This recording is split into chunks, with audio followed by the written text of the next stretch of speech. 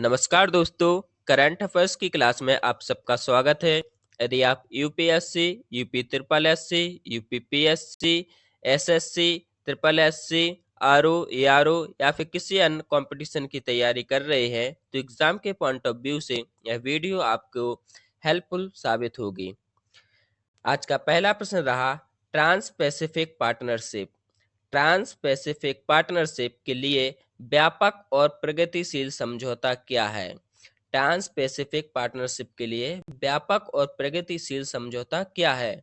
आपके ऑप्शन रहे, एक वैश्विक पर्यावरण संधि, एक क्षेत्रीय रक्षा गठबंधन, कई प्रशांत रिम देशों के बीच एक व्यापार समझौता या फिर एक अंतर्राष्ट्रीय मानवीय संगठन।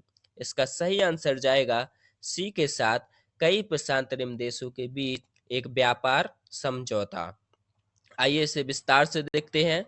15 दिसंबर 2024 को ब्रिटेन आधिकारिक तौर पर ट्रांस पैसिफिक पार्टनरशिप के लिए व्यापक और प्रगतिशील समझौते में शामिल होने वाला पहला यूरोपीय राष्ट्र बन गया, जो इस महत्वपूर्ण व्यापार ब्लॉक का 12वां सदस्य बन गया।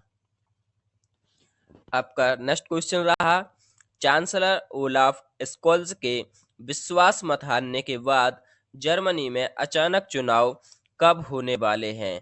तो आपको बताना है कि चांसलर ओलाफ स्कोल्ज के विश्वास मत हारने के बाद जर्मनी में अचानक चुनाव कब होने वाले हैं? आपके ऑप्शन रहे, 16 जनवरी 2025, 23 फरवरी 2025, 1 मार्च 2025 या फिर 16 फरवरी 2025।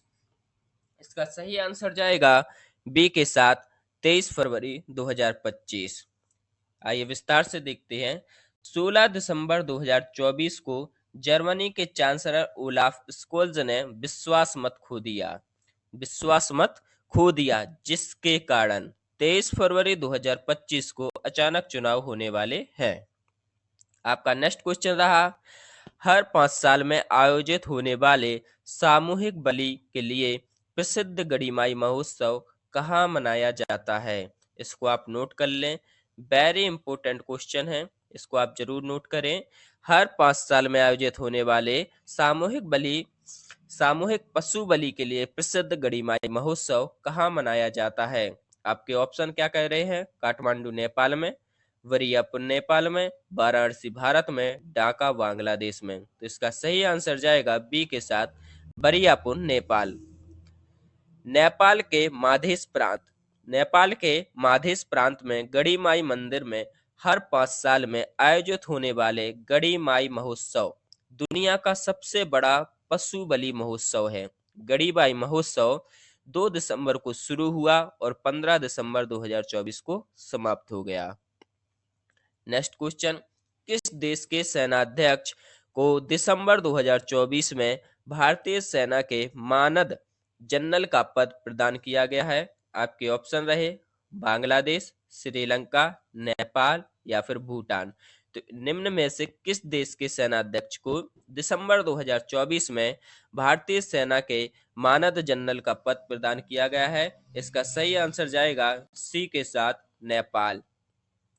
नेपाल के सेनाध्यक्ष COAS जनरल अशोक राज सिगडेल को 16 दिसंबर 2024 को भारत की राष्ट्रपति द्रौपदी मुर्मू द्वारा, किसके द्वारा? द्रौपदी मुर्मू द्वारा भारतीय सेना के मानद जनरल के पद से सम्मानित किया गया। आपका नेक्स्ट क्वेश्चन रहा, कौन व्यक्ति हाल ही में Time person of the year 2024 के लिए चुने गए? तो the Time person of the year 2024 के लिए कौन चुने गए? आपके ऑप्शन रहे, Elon Musk, Vladimir Zelensky, Vladimir Putin या फिर डोनाल्ड ट्रंप। तो इसका सही आंसर जाएगा डी के साथ, डोनाल्ड ट्रंप। हाल ही में टाइम पत्रिका ने नवनिर्वाचित अमेरिका राष्ट्रपति डोनाल्ड ट्रंप को वर्ष 2024 के time person of the year 2024 के तौर पर नामित किया। आपको बता दें कि ट्रंप को दूसरी बार यह सम्मान मिला है। इससे पहले ट्रंप को वर्ष 2016 में कब मिला था? वर्ष 2016 में यह सम्मान मिला था। इस बार ट्रंप को चुनावी में उनकी शानदार वापसी, दुनिया में अमेरिका के रोल में बदलाव के लिए उनको यह सम्मान दिया गया। आपका नेक्स्ट क्वेश्चन रहा, कौन व्यक्ति हाल ही में यस बैंक के निदेशक ईडी बने? आपके ऑप्शन रहे रविंद्र सिन्हा, आलोक पूनिया, मनीष जैन, अजय बैजिया। इसका सही आंसर जाएगा सी के साथ मनीष जैन।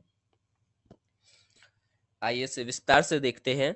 हाल ही में भारतीय रिजर्व बैंक ने मनीष जैन को आगामी 3 वर्षों के लिए यस बैंक के नए कार्यकारी निदेशक ईडी के रूप में नियुक्त किया।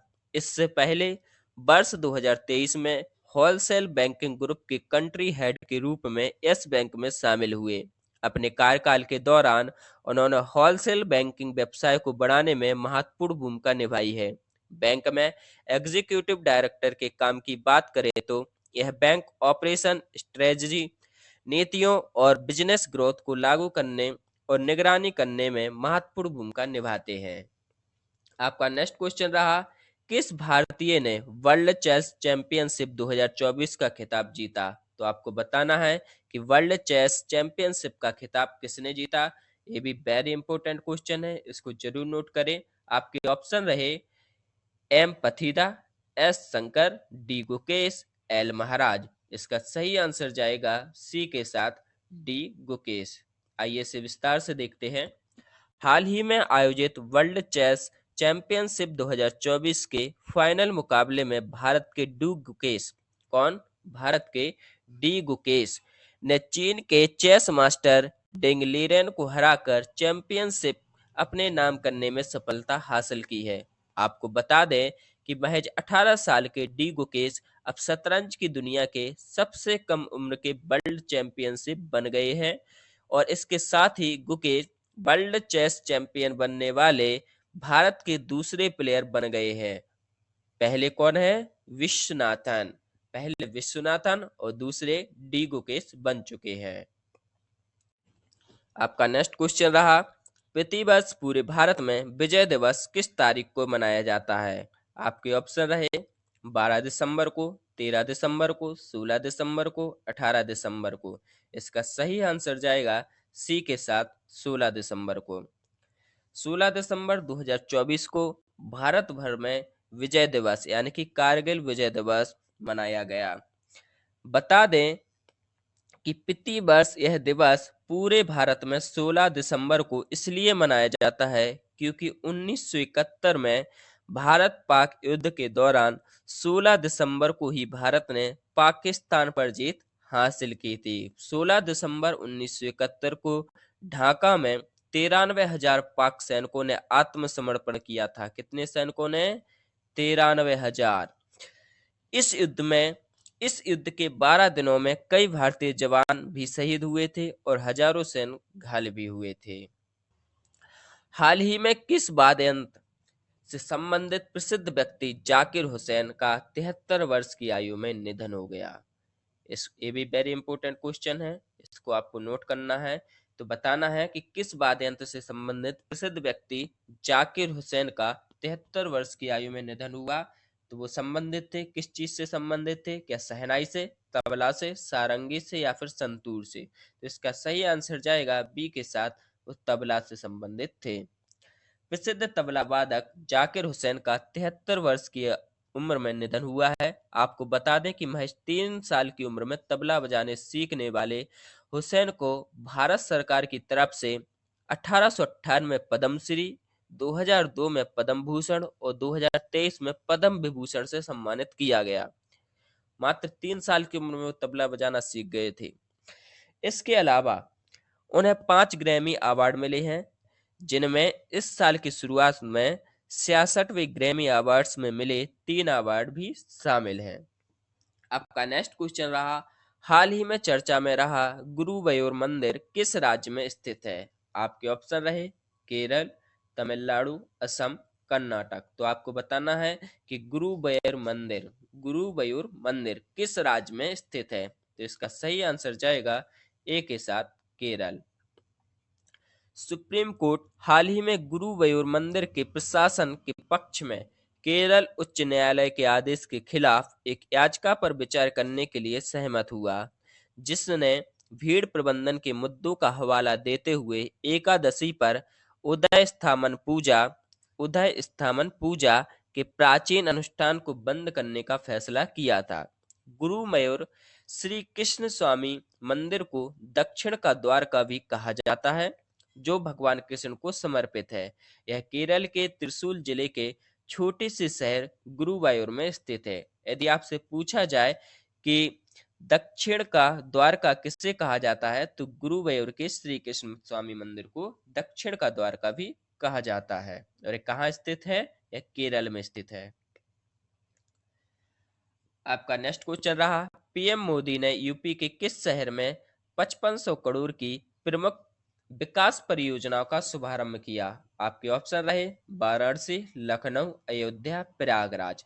इसका सही आंसर बताएं कि मोदी जी ने कहां पर 5500 करोड़ रुपए की प्रमुख विकास परियोजना का शुभारंभ किया। तो आपको बता दें, इसका आंसर जाएगा डी के साथ, प्रयागराज, क्योंकि यहाँ पर कुंभ का मेला लगने वाला है। प्रधानमंत्री नरेंद्र मोदी शुक्रवार को 5500 करोड़ की प्रमुख विकास परियोजनाओं का शुभारंभ किया। इसका उद्देश्य प्रयागराज में 2025 महाकुंभ के लिए सुविधाओं में सुधार करना और शहर के बुनियादी ढांचों को मजबूत करना है। साथ ही पीएम मोदी ने महाकुंभ प्रदर्शनी का स्थल का भी दौरा किया। आपका नेक्स्ट क्वेश्चन रहा, राष्ट्रपति द्रौपदी मुर्मू ने किस देश के सेना प्रमुख को भारतीय सेना के जनरल की मानक रैंक से सम्मानित किया? आपके ऑप्शन रहे फ्रांस, रूस, भूटान या फिर नेपाल। तो इसका सही आंसर जाएगा डी के साथ, नेपाल। राष्ट्रपति द्रौपदी मुर्मू ने नेपाल के सेना प्रमुख जनरल अशोक राज सिंगडेल को भारतीय सेना के जनरल की प्रतिष्ठित मानक रैंक से सम्मानित किया। राष्ट्रपति भवन में आयोजित यह कार्यक्रम भारत नेपाल के आपसी सम्मान को और गहरे सैन्य संबंधों को स्थायी परंपरा को दर्शाता है।